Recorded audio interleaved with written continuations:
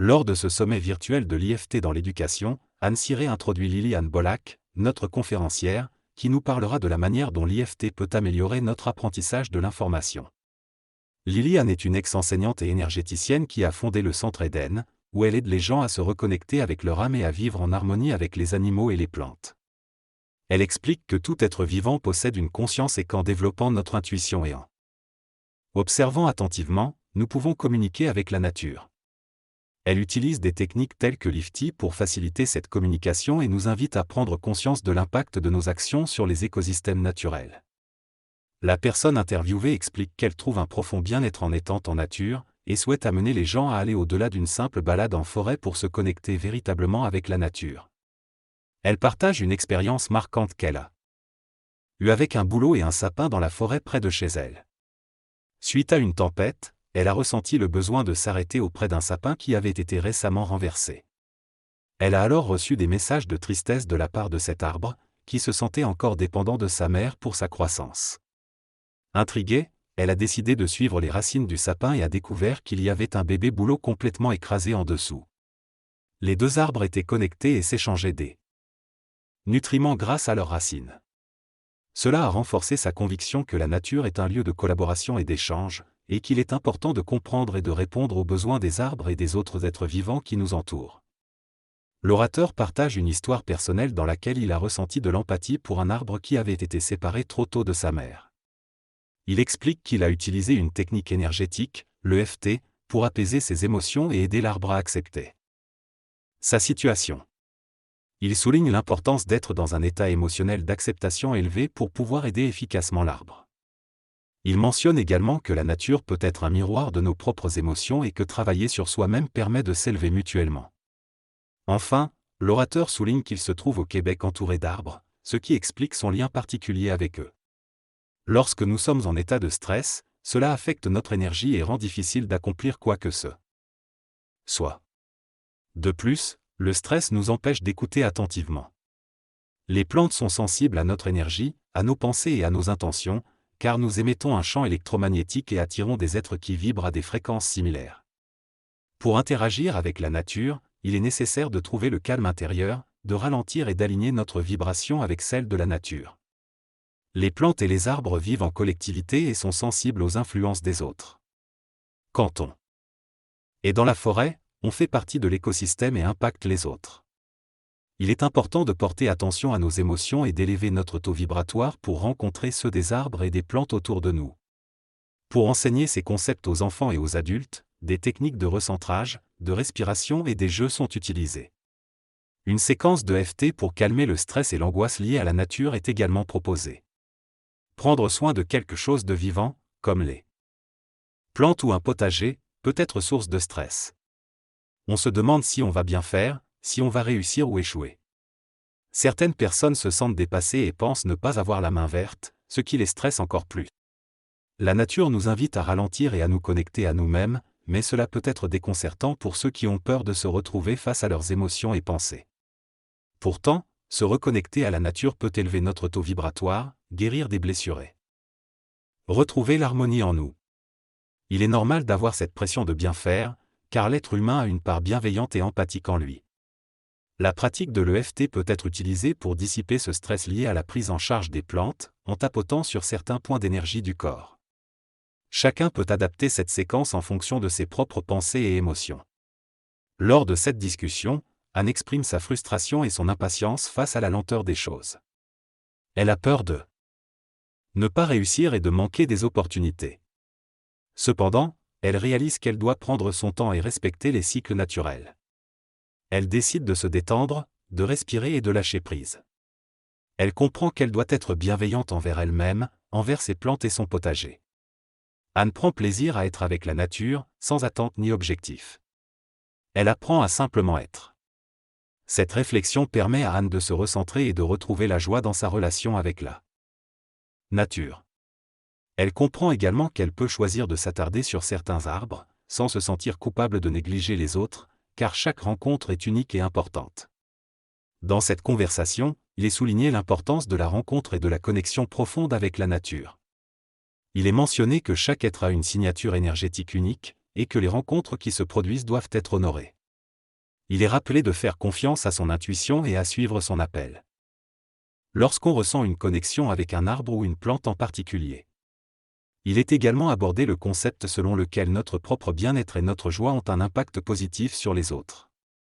En étant dans un état de bien-être, nos vibrations s'élèvent et cela influence notre entourage. Cependant, il est souligné que l'on ne doit pas essayer de plaire à tout le monde, mais plutôt être fidèle à soi-même.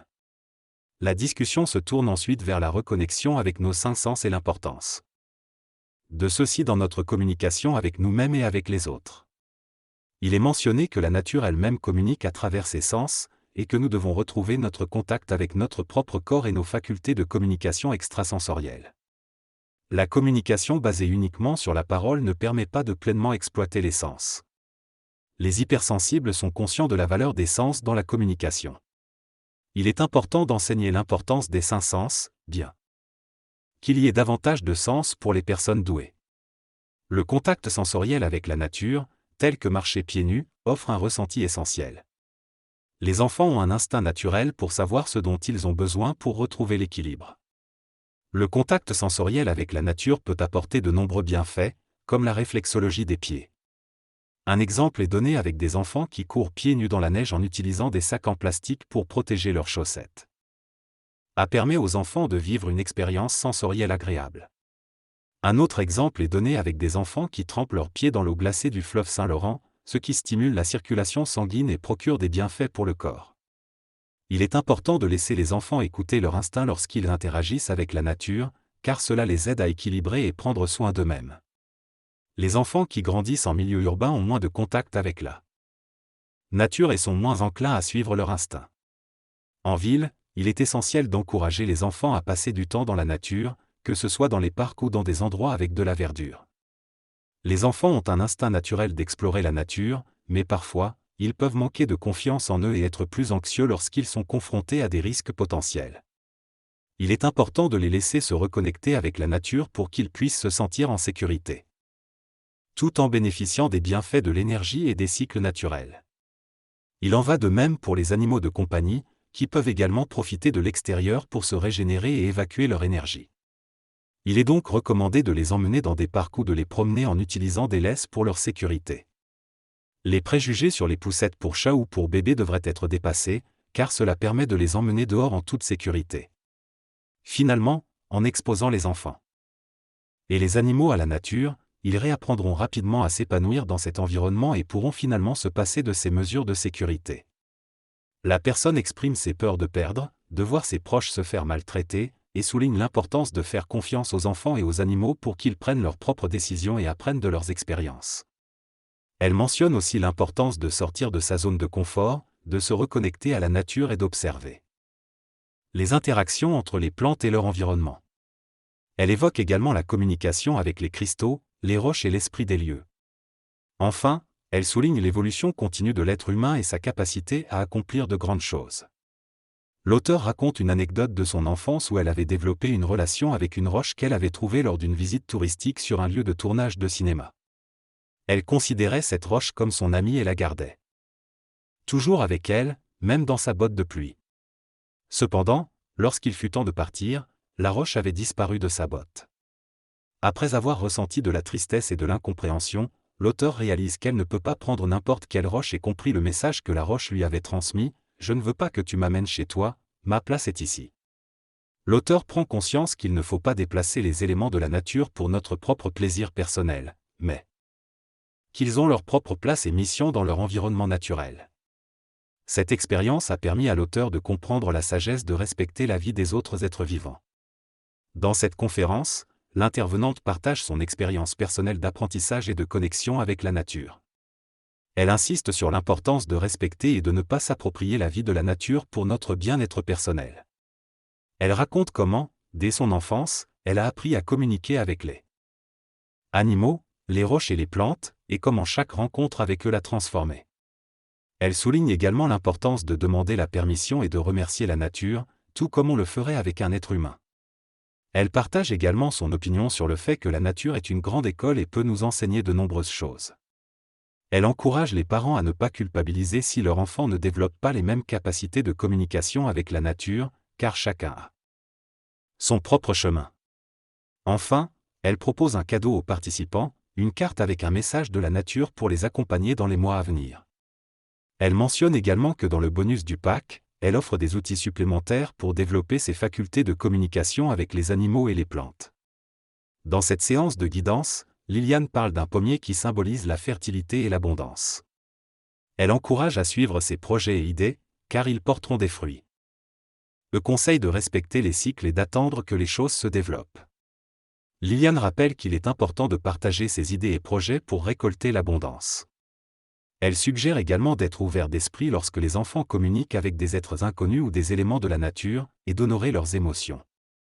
Liliane propose des formations pour accompagner les adultes dans cette démarche. Elle conclut en remerciant Liliane et en encourageant les auditeurs à assister à ses autres conférences.